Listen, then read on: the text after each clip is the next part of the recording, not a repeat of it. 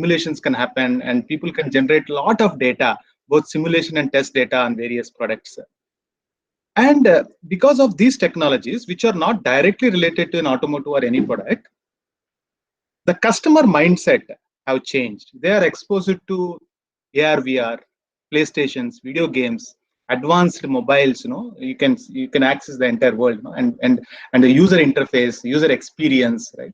All these things changed the customer mindset, and now it's very challenge for automotive OEMs to design the vehicles, right, to meet the customer expectations and make him delight. So this is very, and we all see that a lot of competitors are coming, and then they're coming up with advanced features with a minimum price range or affordable price range, advanced connected features, lightweight designs, and the EVs which have more range. So many foreign MNCs are coming, and they're giving a tough competition to Indian OEMs. So what is very important for us at this point of time is how to use these disruptive technologies, right? IoT, cloud, AI, ML, electronics, connectivity, all these disruptive technologies, 3D printing, additive manufacturing, so on. How can we connect this to our product and then start giving features or functionalities, okay? And then launch a new platform which will delight a customer at the same time meeting the government regulations, right? This is a challenge to most of the OEMs, right? Now, so this is the challenge. So technologies are changing, and we have to fundamentally revive our products to meet the customer expectations. And government is also putting tough targets in terms of pollution, emission requirements, in terms of safety requirements. Many regulations government is coming up for the benefit of the society. So how do we design our vehicles, meet all these requirements, at the same time be profitable, right? This is a challenge to OEMs. Now, if you see the academic institutions, okay, so now with this key set of challenges in the industry, the engineers who are working in the industry, like beginners, practitioners, advanced practitioners, and even experts, they have to continuously upgrade themselves in terms of learning new concepts, new skills in these areas, relate to their domains, and then come up with a very frugal methods of decision making, right, or design release. First time right design releases. So this is a challenge. So one challenge is there is a gap getting created within the organizations. Practitioners and advanced practitioners have to upgrade themselves, and it's a big challenge for HR and other technical academies to keep the engineers ready for the upcoming emerging projects within the company, right? The huge gap. Now, if you look at the academia, if you really see the curriculum, these curriculums, there should be a fundamental revision in this curriculum, right? Capturing three important things. One is education, exposure, and experience.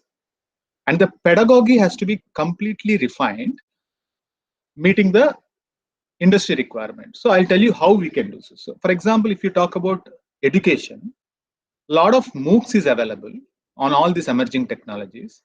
And a lot of experts, NPTEL videos, more than 1,000 NPTEL videos, essentially made by IITs and IIScs, are available related to many domains, right? So how do we use these MOOCs, Coursera, edX, NPTEL, and then a BTech or a MTech or a PhD engineer or a diploma engineer can access these freely available resources. Of course, many of the Coursera and edX you can audit for free. How can you use this and improve your knowledge and concepts in these areas? That is one education part. And of course, you will be using your existing faculty in a degree course, with a BTech or MTech degree. So that is given. And then comes exposure. So this FDP program is a kind of exposure to many of your engineers, right? So going to conferences, going in an internship program to various industries at a very beginning stage, maybe from fourth semester onwards. How can you engage? How faculty can engage with the industry experts? All these things will give exposure, and there will be knowledge transfer between the industry and academia. And the third important thing is experience. So how one can get experience? Because inside the organization itself, people are having a gap with respect to the emerging technologies and application of those emerging technologies on the domain in the organization. So what we need to essentially do is work with industry experts should formulate the problem statements, work with the specialists from academia and research organizations like CSR, DS, and then come up with the solution for the problem, which will help all of us to be competitive, and it's a win-win situation, right? That's an experience. So in experience part, you should work on live industry specific problems, solve the problem, show value in a very short time, quick and very short time, at the same time cost effective, because ultimately all industries does business, right? So these are some of the education exposure and experience areas. And I will tell you three very important things when you are really coming up with a new content or a curriculum, when you're designing a course or a new subject, when you're introducing a new subject on electric vehicles or any other course. There are three important things which one should consider. The first to accept is it should be highly multidisciplinary. The course content should be highly multidisciplinary. If you talk about electric vehicles, it's a combination of both structural and electronics and electrical, right? And today, most of the mechanical systems are getting converted into software and hardware. So, and then a mechanical engineer, when he's finalizing the layout of a vehicle, he should know the electrical architecture and electronics architecture.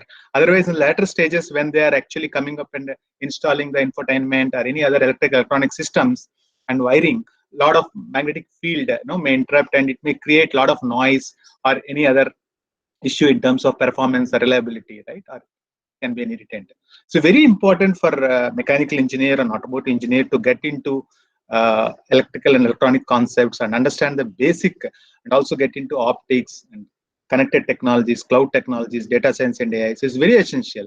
So the first one is your course content should be highly multidisciplinary in nature. And the second one, it should be application oriented. Because whenever you are designing a course, when you are, let's say there is a project component, there are some credits for projects, and the project should be highly application oriented. What we mean is solving industry specific problems. The industry can be anything. It can be biomedical, aerospace, or anything. But in the project semester, in the project credit, the students should get exposed to the industry specific problems and solve the problems using the fundamental science, right, and engineering.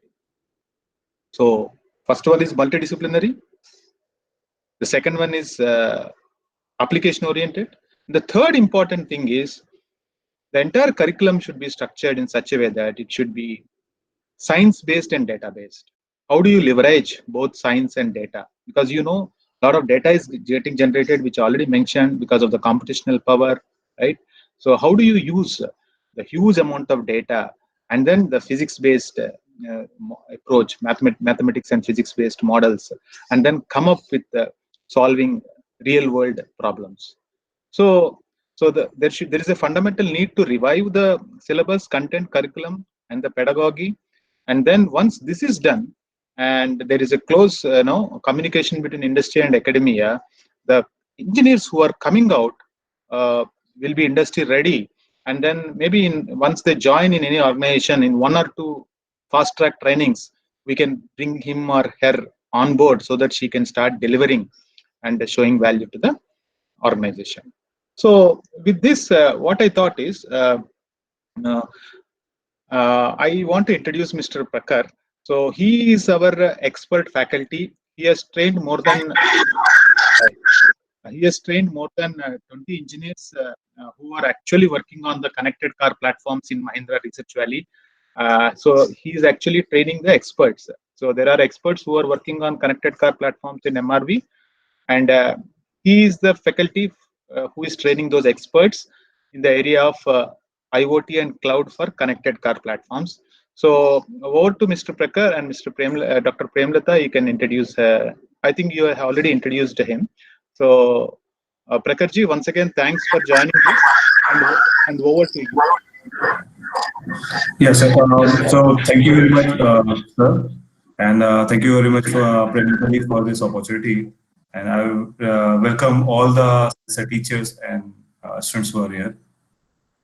So, as Mr. Srinivas sir already mentioned, that the pedagogy is getting changed day by day, and the new technologies emerging rapidly. So, to capture that, we need to focus on new things which is coming, as you mentioned, the data, how we can facilitate that data, and of course the physics and mathematical engines which we can utilize. So previously it is happening in maybe in any other way, but now there are more things. There are some specific models, or definitely there are some. There are lots more of algorithms present in day-to-day that you can utilize, and there are so many application people are creating based on these, which is helping automotive industries in various fields. Okay, so I'm just going to share my presentation. So we are going to go through all the IoT related things which is involved in automotive industries.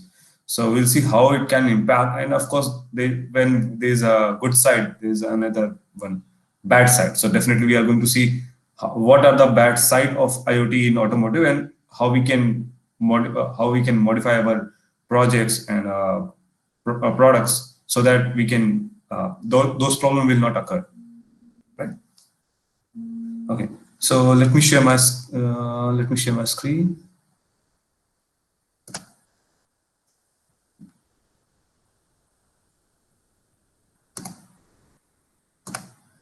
Okay. I hope everyone can see my screen now. Yes, sir. It is visible now.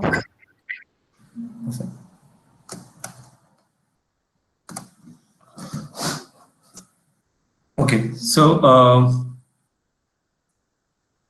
you can definitely in day-to-day you can see there are so many things which is involved in day-to-day life as Internet of Things. Okay, we are using IoT in music systems and our mobile phones.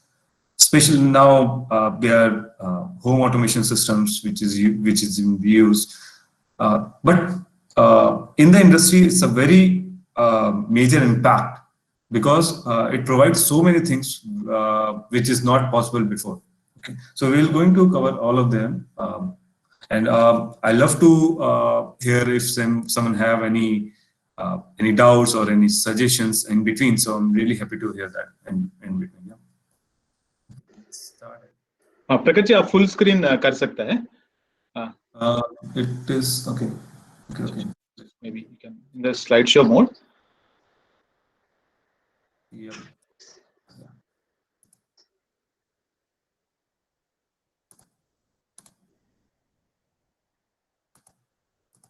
Okay. Full screen now? Perfect. Okay. So IoT is not a new thing. It's already in use when in 1990s, when we are talking about the aviation technologies and the satellite communication. So the aviation is already using kind of IoT. Why? Because many sensor information are keep sending on the ground stations to receive a different kind of telemetry and telecommand observations. Okay. And similarly, in the satellites, it keeps sending their positions, their control signals, and other relative informations to the ground station. The medium can be different, but definitely that is something similar as IoT. Okay. After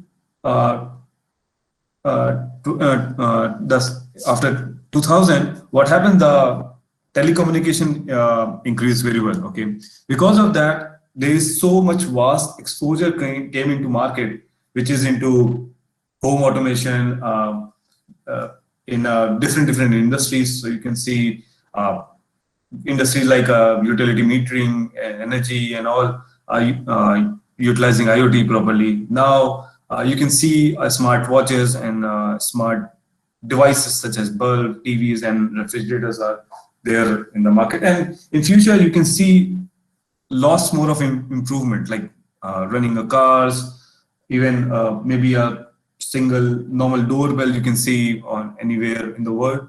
So these kind of things are keep increasing, and of course, let's talk about why we are talking about IoT. What are the new possibilities it came into picture? So First and very major point is a dynamic control of industry. So previously what happens in industry, people need to be put meters or install SCADA systems on their sites. It's very expensive first.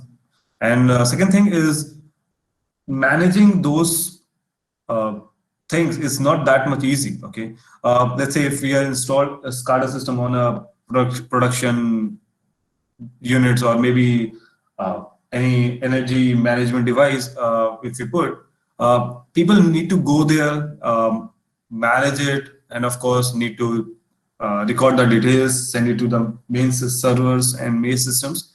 So the main problem, the connectivity was the issue. Another is there are multiple industries who are working on same things, okay? But there is no such data sharing in between. Why? Because each one have its own kind of data storing system, data managing, data visualization system.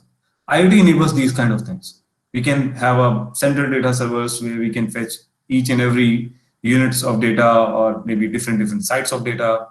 So it's also going to improve the resources. So previously what happens, if there is a one server, all the loads goes into that server only. Now the IoT devices are that much capable or that much have that much of computation power so that it can make a small computation on their end only. So because of that, a distributed computing kind of things are keep increasing the market, and we are able to utilize the resources properly. There is no such a dedicated server who is only responsible to managing and fetching data. There are multiple devices which are communicating with different servers, doing the analysis on their hand and sending the relative information only. So that is also a case. Yeah, and they're forming a intellectual entity by integrating a human society and the physical system. So in these days we are using smart watches, mobile systems, or safety cameras installed on the human homes and all, right? So these things are very easy. Like after I can see before 5 years before, we have a big units to record the video feeds, okay? But now in these days you can directly see your live feeds on your mobile phones. This is happens because of IoT.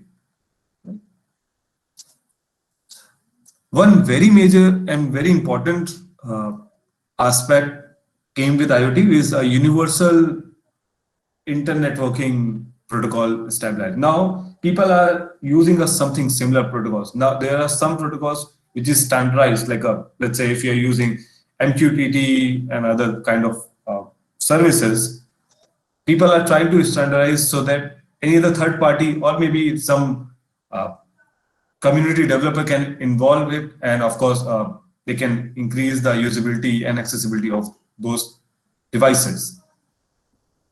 So that's why IoT is increasing data day by day, and we can see it is going to help multiple industries these days.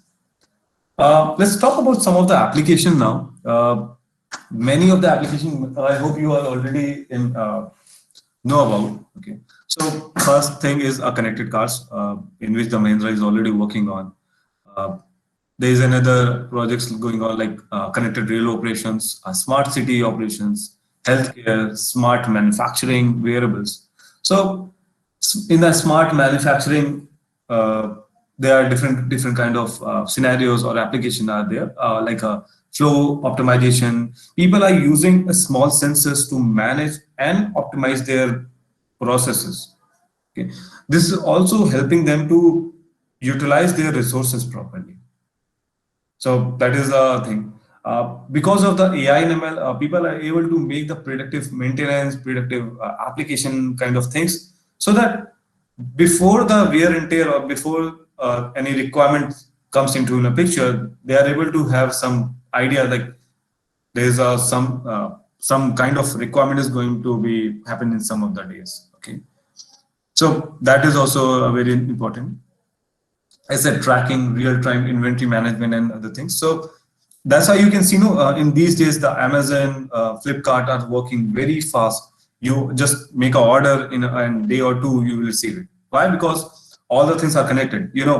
When you place an order in Amazon or Flipkart websites, what happens? It will directly go to the nearby warehouse servers. Okay, the warehouse server will see where that product is, and they are smart devices like a kind of warehouse robots. Okay, they go pick and place that particular product, they will pack it, they will weight it, and of course all the things are done by machineries only. Okay, because of that, what happened, these processes are very fast. Even it's also reliable, because now the product is damaged or not is being checked by the machine which is installed over there. So there's no chance of human errors. The human is doing a QA. They are helping into managing the goods. They are helping into maintaining the assets and all. But the basic thing like taking a goods from the warehouse to the QA station is doing by the machineries only. Okay? So because these kind of devices helping each industries day by day to improve their performance, and of course this is directly converting into ROI. So when previously they are able to manage, let's say, 1,000 goods a day, okay, now they are able to do it on a 10,000 or lakhs goods a day because of these industrial automations. Similarly, in the healthcare, there are so many things you can see. There's a remote monitoring kind of devices available. Ambulance telemetry information are there, so that you can easily track where the ambulance is. People can easily manage the, even you can see in the future it will be like when the ambulance is going to pass, a street light will be managed based on that. Okay, so these kind of things are very important and essential. We can utilize these things in a very good way. Right? Automotive, it's like a very vast exposure I can see in automotive. Infotainment, now previously we have for infotainment mostly we have FM radios, we have a USB or a CD drives over there. Now people are interfacing Amazon Echo or Spotify, these kind of things, and streaming live. Okay, so it's a very big change in infotainment. Similarly, because placing a wire inside a car is again a main issue. Now people are also using a wireless sensor inside a car, so that let's say your back sensors are wireless, so that there is no need of putting a wire from back to the front, and of course it's also utilize the cost of that device as well. And of course, the usability is also easy.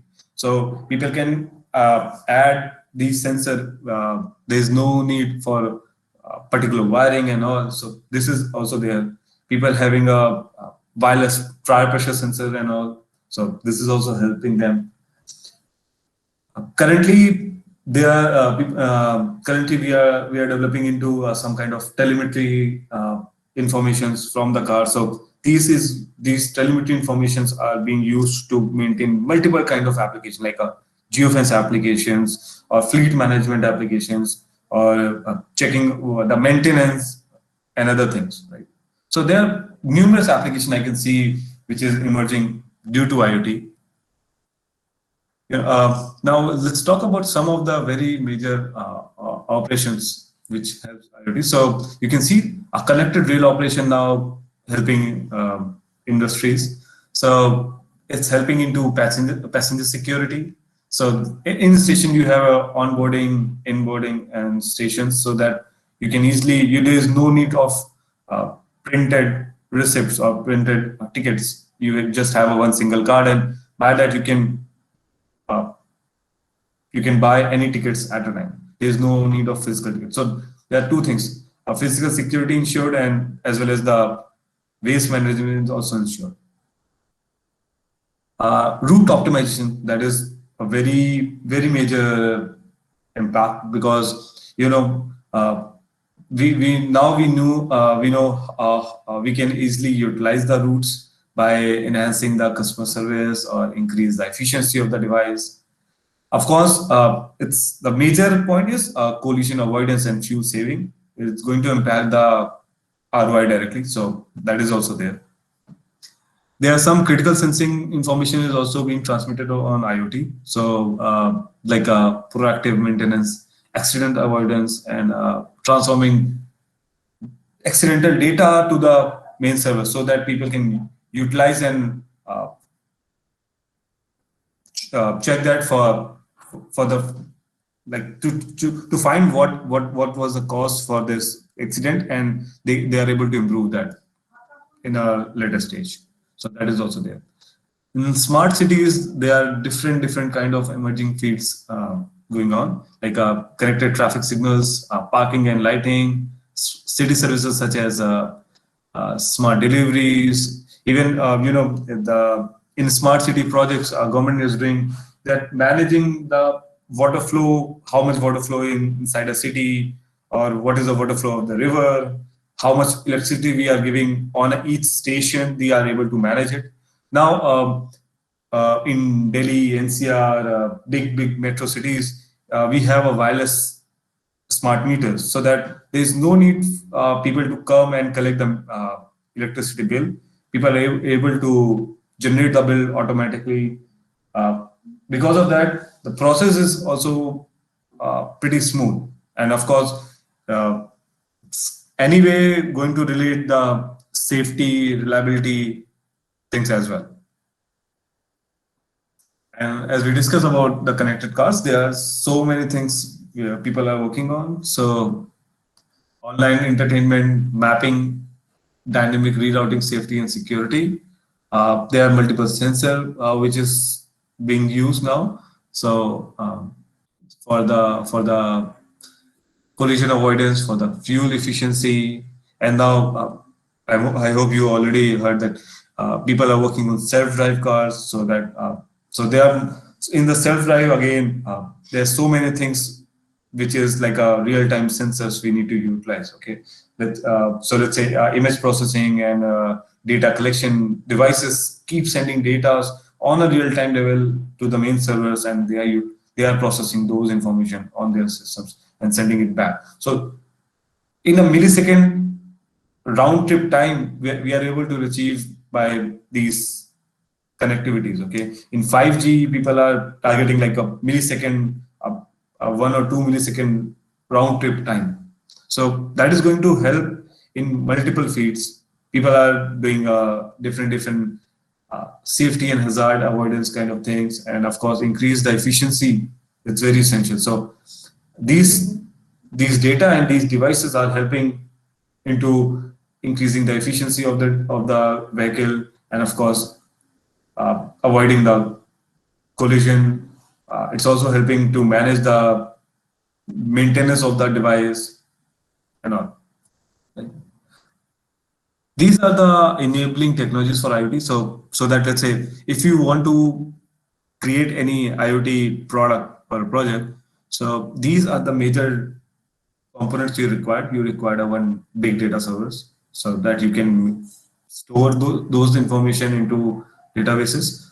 Why not only database? Because database have some limitations to storing, and of course it's also consumes some space as a silicon. Okay, it's cost something. So the big data servers are managed in such a way that you can compress your data in a very small storage. That is the thing there. Another factor, big data, because you need to ensure that your data is always safe. Okay, so saving a data on a single database or multiple data servers is not that easy, or not that maintaining those data is not that easy. Okay, so that's why people use big data servers. Cloud computing you require now. Instead of using own servers, people are using cloud computing. Why? Because there are different service models come up with this. People are using SaaS, PaaS, and kind of services, so that they can utilize only those computation which is required. Let's say for initial, you required a server which having some amount of RAM and some amount of flash memory. So it's not like you need to purchase a big servers in an initial go. You can start with a pay as you go, and definitely you can increase the computation as the requirement increase. So it also helps us to reduce the cost of the device. Of course, maintainability is also very essential. So maintaining those servers is also based on the service provider. So that is also easy. And of course, there's lots more of things that we need to manage on the server. So that people are also able to take care. Sensors. Sensor means there are different kind of units. Let's say in an automotive, lidar sensor we use, ultrasonic sensors are used, a sensor for checking the tire pressure, sensor for a speedometer is also one of the sensors. Okay, so these sensor information keeps it's sent on the main servers so that we can utilize those information into some output like efficiency or management or asset tracking and other things. Communication is very essential, plays a very essential role in IoT. So there are different kind of communication people are using for mostly using networking such as 4G, 5G, 2G. For the long range communication, there are sensors such as Zigbee, LoRa, and all for a low range sensor communication. And there are some other wire communication devices as well, like which is working on Modbus or maybe TCP and another protocols as well. There are other enablers like analytics software. So machine learning and AI plays a very essential role with IoT. Now, in IoT, we are capturing so much data, but what we will do with this? Okay, we need to process it. Okay, so it started with people start creating their own mathematical model, and now they are trying to use a generic models which they train, and those that trained models will give a very informative informations, you can say, as per the requirements. Now, as I said, when there is some good, definitely there is some bad. So there are some criticism, problems, and problems are there in the IoT. Okay, so first thing that we are still struggling right now is standardization in the IoT. Let's say if you buy a Philips smart bulb, or if you buy another company, let's say Huawei smart bulb, okay, those bulbs are not compatible to each other. So what is the problem with this? You're not able to install both bulbs in a single premises. Okay, because of that, what happens? You need to install two devices, two routers. So that also increases the cost, and it's also not required. Okay, so technological standardization is very essential in IoT, and people are doing this now. Multiple agencies are working on making the standards for this. There are several BI standards people are preparing right now for IoT communication. There's some sensors called Halt sensor. It's something similar as a standard protocol. So multiple companies are now using those protocols to standardize the protocols. Second thing is managing and pursuing the rapid innovation. Now, what happens now? Some people know, okay, we have a big data, we have this much of processing, but definitely not all the agencies are aware that what are the new technologies are emerging. Okay, because of that, what happens? The innovation, let's say, is not that rapid. Company need more intellectual properties to manage those kind of things. That's why it's not that easy even. Very major and important factor, privacy and security, which is again a problem. But now a GDPR comes in a picture where we are talking about the privacy and security of the data. Because of that, the Facebook and Google, now they keep asking you, okay, they need access of your camera, or they need access of your contact information or not. Now, because of GDPR, every software when you install on your mobile phone, they ask you what are the peripheral it is going to use. And it's also, if you see your details, it's also mentioned why it requires that. So this is very important, because privacy and security is moral right now, so that people need to take care of these things while managing, making the Android application or making a infotainment system of the car. We need to always think about what data we need to send on the cloud and what data we don't need to, so that we are not going to avoid any GDPR or any privacy and security threats. One more problem which we can see is absence of governance. Now, every people are working on their IoT things. Okay, there is no such agency who is telling you are managing those standards or not. There are some standards for Wi-Fi, some standards for Zigbee, some standards for another communication, but there is no such company who is telling these protocol will use only in urban areas, this protocol will use only in rural areas, or in cars only. Okay, so there is no such governance, but now I can see people are working on those things, and I can see in a 3 to 5 years we can see proper guidelines come with all of these information. So because of this, what happens, the drone and other things started when India started growing into drone field. What happens? There is no such standards which can tell where we need to fly and where we not. So safety, privacy, and all the things are violated. Because of that, now the DGCA come into picture and create standard norms that these are the norms for the drone manufacturer, and these are the norms for the drone pilot. So that things are there. And last but not the least, vulnerability to the internet attack. So as you know, previously we are worrying about the viruses. Okay, so that's why we installed antivirus in the system. What about the smart bulbs? Okay, you even can't install any software or any production units on that. So let's say if there are any vulnerability in your smart home devices, or maybe in your production units, or in your car, it can become a very major threat. So vulnerability on internet attacks is very essential. So we are also going to talk about some of the application based on this as well.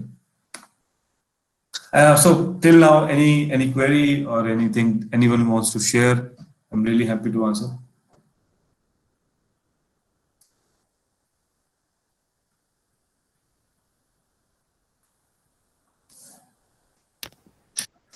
Participants can now raise your questions to our speaker.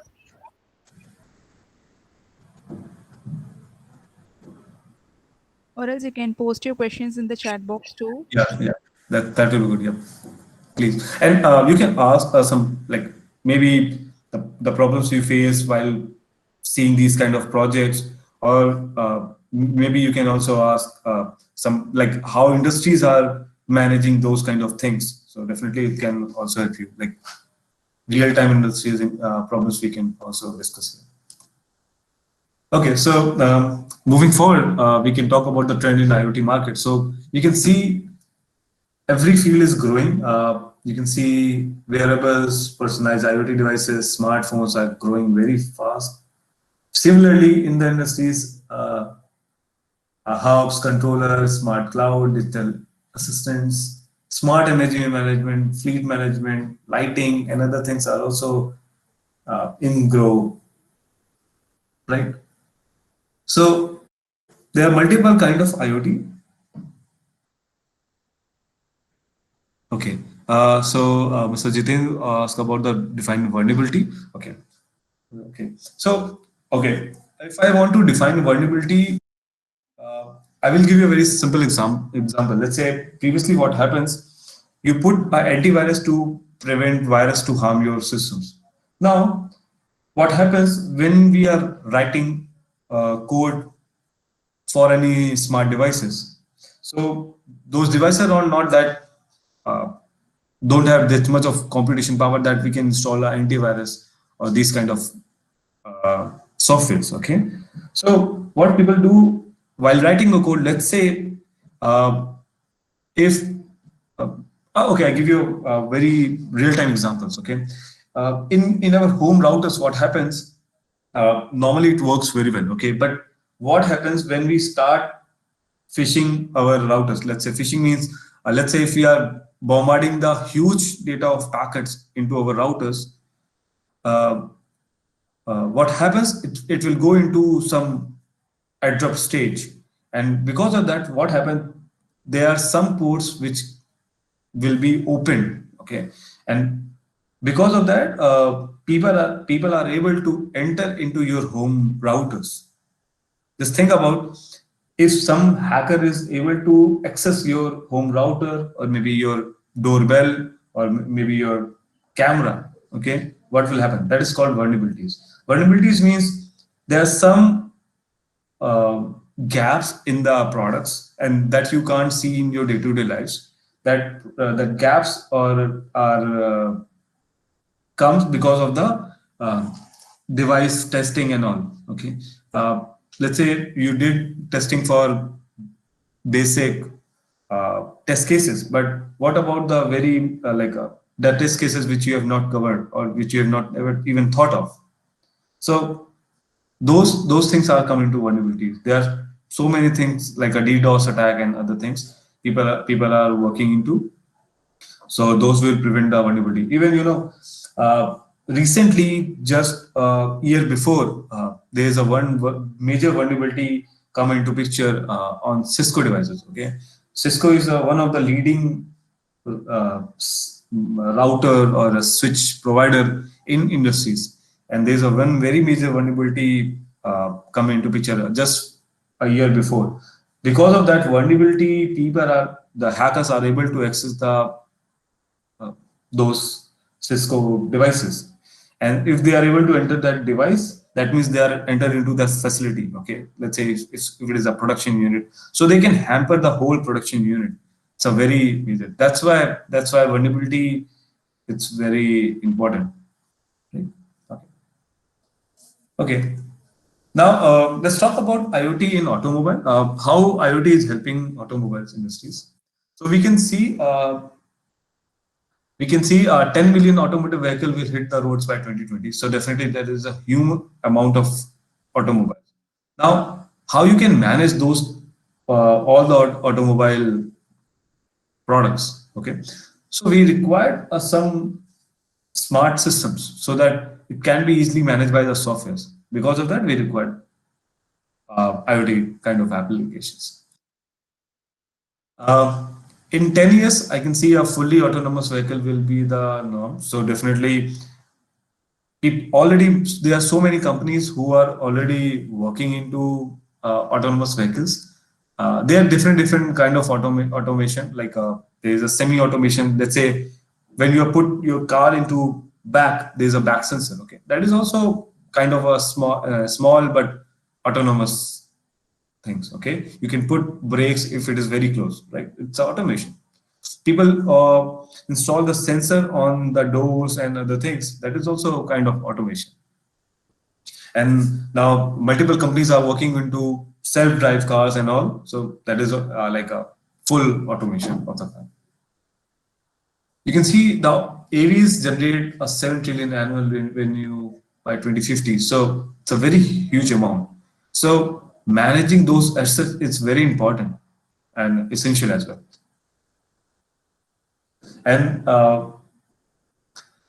because of this IoT, we are able to reduce the vehicle crashes. We are able to manage what was the problem with the vehicle or maybe problem with the another vehicle and all. So the manufacturer can able to reduce the vehicle crashes by seeing what kind of what kind of problems the vehicle have in the real time, and they can resolve it. Even now, many companies are putting OTA, so it's over the air upgrade.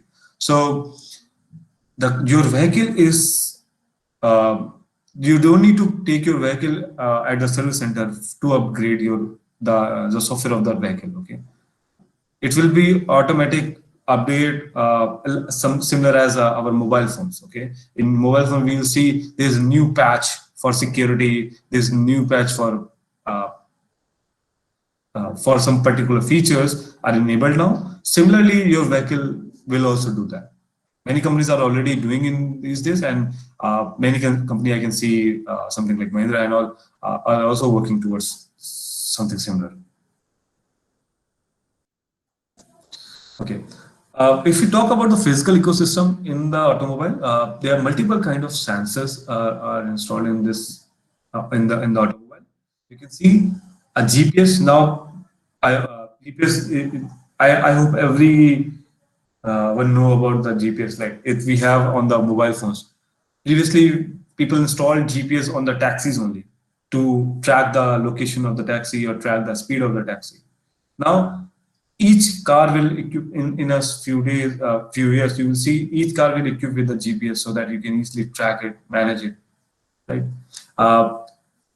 LiDAR systems is also like people are installing in the vehicles. So this LiDAR is used to check the surroundings of the car. This is to identify the lane or identifying the objects which is nearby on the car. So in the self-drive, LiDAR is a very important essential sensor is there. Cameras, now there are multiple kind of cameras can be there. So front and back cameras are already installed on the vehicles. People are using these cameras to detect the traffic lights. We can also use it to check the road signs, and of course it will also keep track of the position of the another vehicles so that you can prevent the crashes as well. So it plays a very important role in the physical ecosystem of the automobile. Now, different kind of other sensors like ultrasonic sensors, which is used to measure the position of the object very close to the vehicle or not. So the back sensors also use ultrasonics or IR sensors. Central computer is like a main computation unit which is processing all the information, sending the required information to servers or managing those sensor information to the main ECUs and all. So that is also there. And other dedicated short-range communication sensors, which is used to communicate to car communication or maybe car to street light and street sign communication and all. So there are different kind of short-range communications systems are also being installed into physical ecosystem of the automobile. Now, similarly, we talk about the goods and bads in IoT. So definitely there are potential attack gateways which is in car. Okay.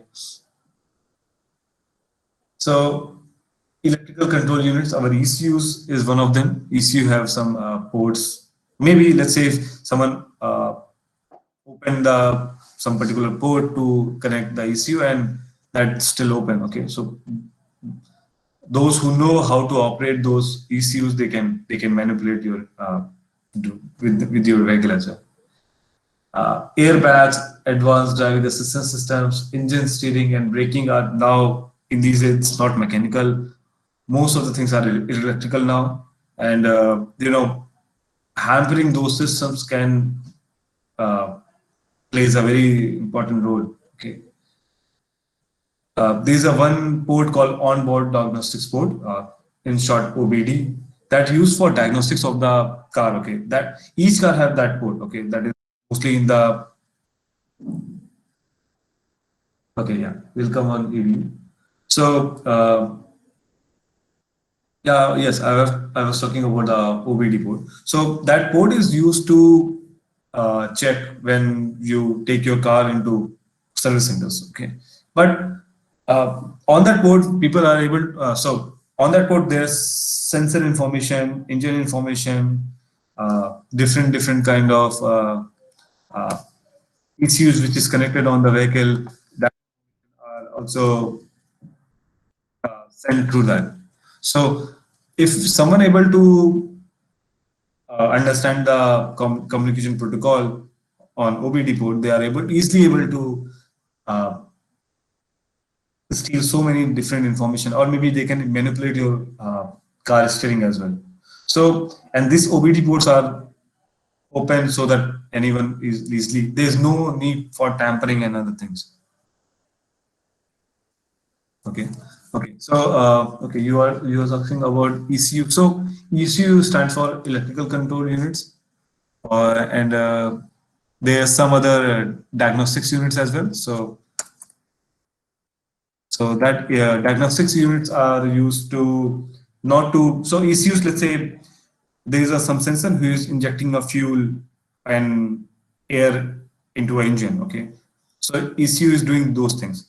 The diagnostics units are managing what is my vehicle speed and at what torque I'm working right now, or maybe is I'm not going to overspeed. And there are some signals, when there is a requirement of fuel filling, when there is a requirement of engine is pretty hot. So these diagnostics information also keep tracking so that we can avoid accidents as well. Even the seat belt safety and other things also managed by EDUs only. I hope I am able to give you an answer.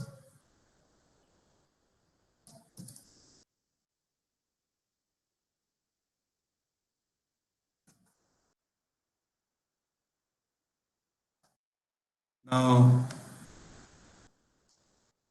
so yes, as I said, people are also using short-range communication-based sensors. So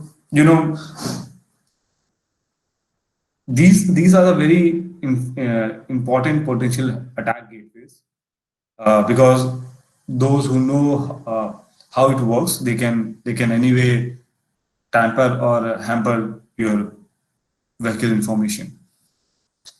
One of the very major ports which is open is USB ports. So more now you can see every car have a USB ports and passive keyless entries. So these are also are the potential attack gateways. There are some standards people are using to manage those potential attacks, but definitely that's why vulnerability come in a picture. Let's say if you put something which is not you have not thought of, people can use those states to create the vulnerability and attack your vehicle.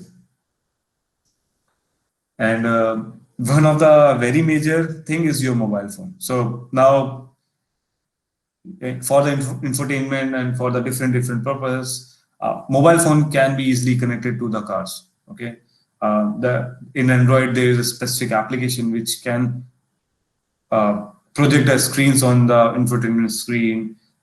Their mobile phones can be connected to the Bluetooth and other things. So if someone is able to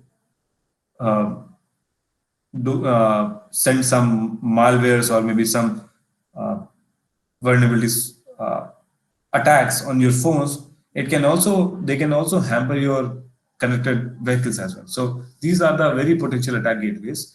And while manufacturing, while designing the whole product, we are working on each of every aspect. Like we are not going to leave any points so that we can it can become a potential attack gateway. So in Mahindra, we are working on these things as well, seeing what are the things and how we can prevent that. There are different technologies used to prevent these kind of attacks. And of course, if I tell you very basic, so let's say your key sensors are not like sending a data only. Okay, it's like an encrypted data sending, and those encryption keys have only your receiver and the transmitter have only. Okay, there is no such third party you can access and use that encryption keys. Right. So because by using these kind of things, people are able to prevent those potential attack gateways. Okay. Yeah. Okay. With Mahindra, we are doing multiple projects. I'm just going to show some of them so that you can see how it is going to impact and how we can leverage those information. So one of the very major project is we are doing is into geofencing in connected cars. So this geofencing us sending telemetry information or processing telemetry positioning information of the vehicle, we are able to do the vehicle tracking, trailer tracking, or container or fleet management system. We can also do the navigation system. We can also maintain the vehicle safety communication system, emergency warning systems, and different telemetry information for the social safety as well. So these are the principal application I can see on the geofence, and it looks maybe it looks some just like a seeing yourself on a Google map, but it can help multiple industries into this. So let's say if some company have a let's say some company is into couriers or a fleet, okay, so they can track their vehicles, they can manage the vehicles properly because of this, and of course, let's say if any accident or any vehicle damage is there, they can they can call the required divisions or required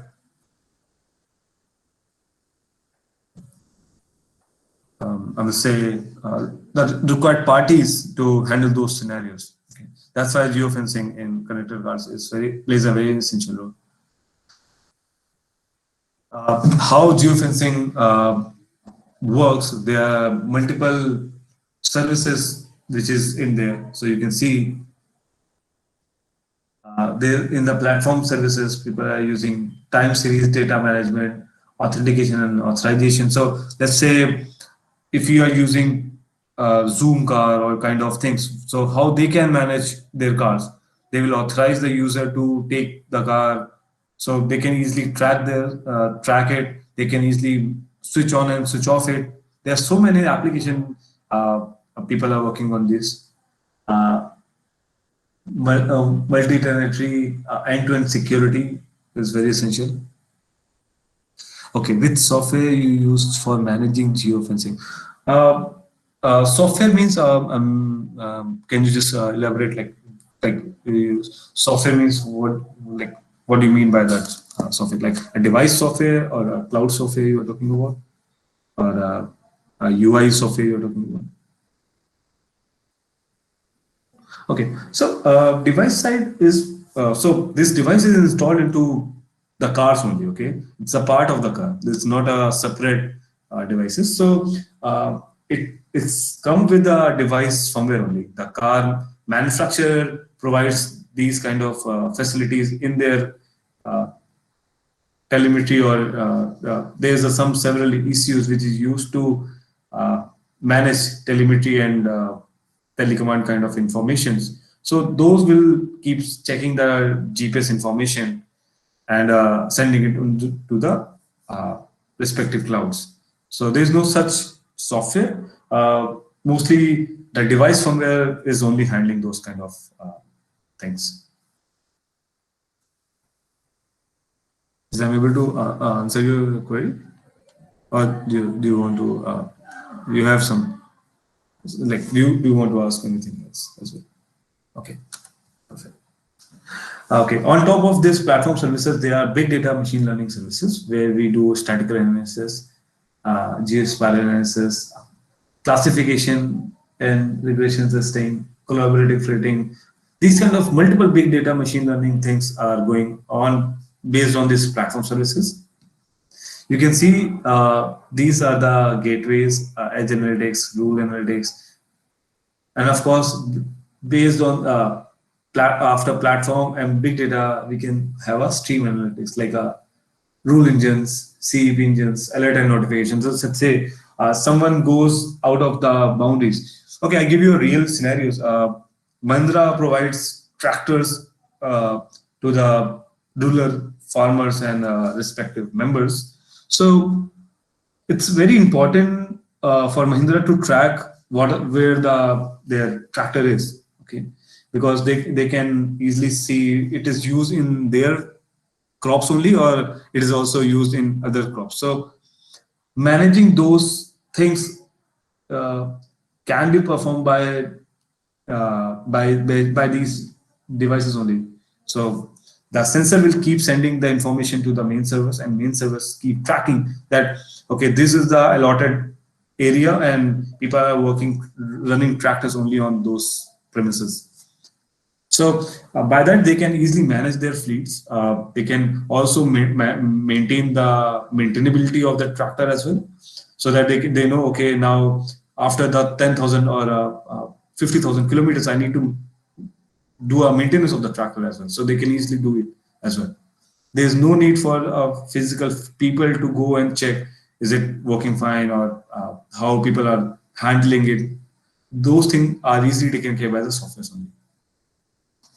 So these information are directly impacting the business as well. This is used into different security and managing services. So this is one of the example. By using geofence, there are numerous application people are building based on the different requirements. As I said, Mahindra is using for tractors, for cars. Some Zoom car is using for their car management. The fleet manufacturers are using fleet management and other things. Courier companies are using this. So it's helping multiple industries. A single data can help multiple industries at a time, right? Okay. Any question on geofence?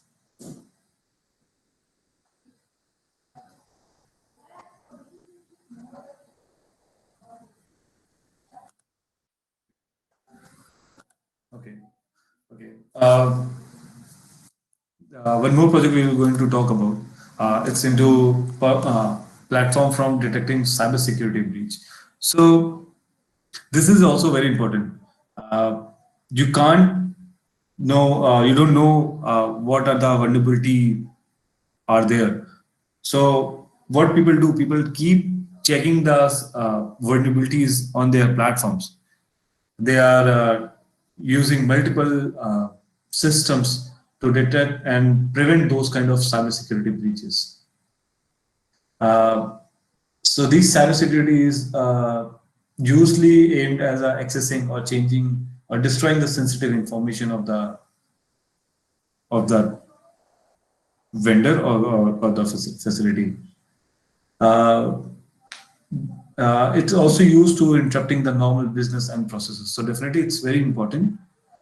And because we are talking about each car having some sending data to the cloud, and you know there are trillions of cars will be in the roads. So it's not that easy to manage by the some particular provider or maybe some software agents only. There are some specific software people use to detect these kind of vulnerabilities. So that will keep checking that my accessed IP is my allotted IPs or not, what kind of protocols I am allowing and what kind of protocols people are trying to access. So those kind of things are already in place and people are working on. So people can easily manage those attacks. And there are different kind of cybersecurity. So you can see here common indicators of compromise, early data breach detection, or cybersecurity enterprise things, up to date with the cyber evaluation, deploy modern data breach, leveraging a global threat intelligence. So you know your Android will keep sending you updates as security patches. Why? Because these are the vulnerabilities they have found out on the software side, or maybe there are some also vulnerabilities on hardware side as well. Sometimes you don't know, and after testing, rigorous testing, people are able to find, okay, these are the hardware vulnerabilities. So people are able to manage those vulnerability by doing some changes in software. Just I think 2 or 3 years before, I think 2 years before, there's a one very major vulnerability comes into Intel processors. So because of that, there's a very major patch came for each of the devices by Windows, Linux, and everywhere. That vulnerability is into hardware. So these kind of multiple vulnerabilities I can see, and that's why that and the companies need to work on, and of course keep updating themselves into new things so that they can prevent these kind of situations. I think this is from my side. Okay, anyone have any query, any particular scenarios they want to please discuss? So I'm really happy to answer that.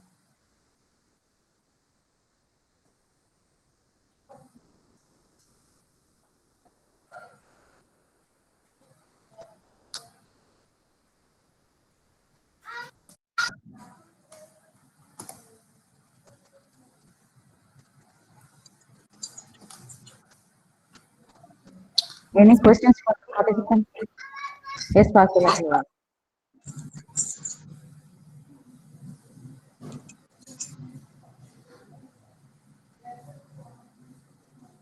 Srinivasji, if you want to add something in this.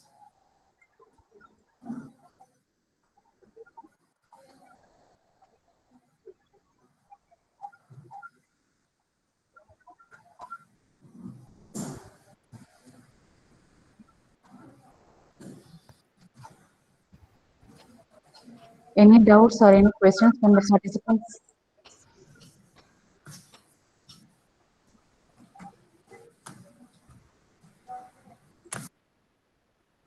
Srinivas sir told that he has some urgent meeting.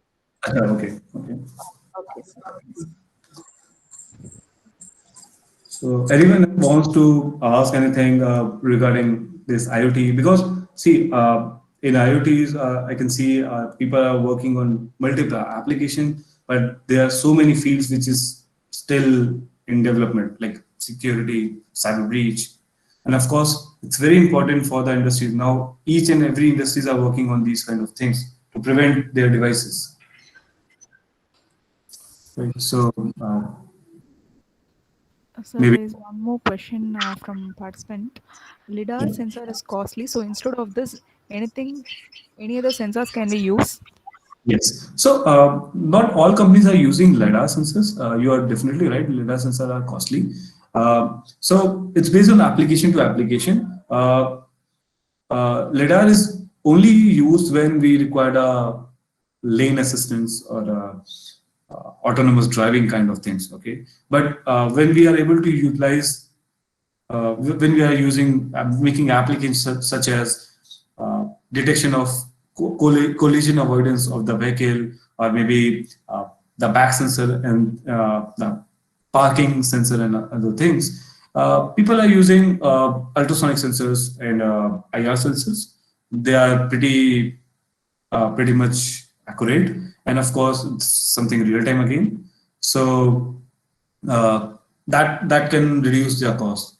And LiDAR is also so there are different kind of LiDAR sensors also in the industries. There are some solid state LiDARs. There are some 360 rotatory LiDARs are also there. So let's say if there are some the solid state LiDAR which have a two-dimensional tracing only. Okay, that is not that much costly.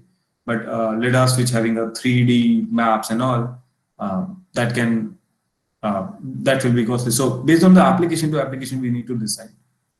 So instead of putting LiDARs everywhere, maybe we can use these things. Okay, so you want to detect a bumper and road bad condition to detect. So I will not recommend you to use LiDAR. Now you can use cameras. Cameras are like, in every cars we have a front and back cameras mostly, or at least back cameras are always there in India.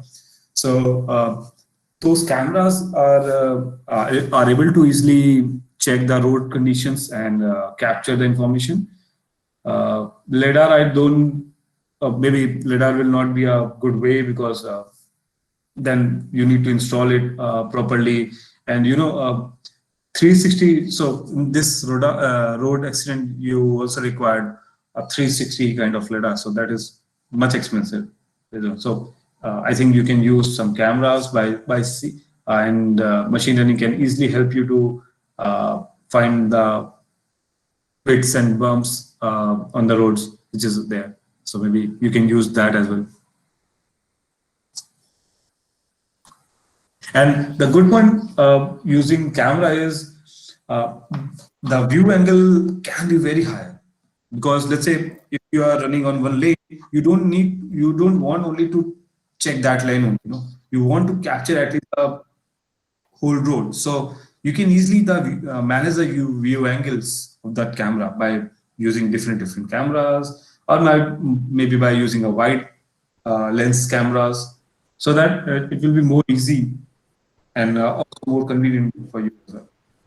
It's a good question. I've seen some of the deployment people did in Europe some days before. They are also using cameras to check the road conditions. Right. Okay. Very well. Okay. Any other query, please?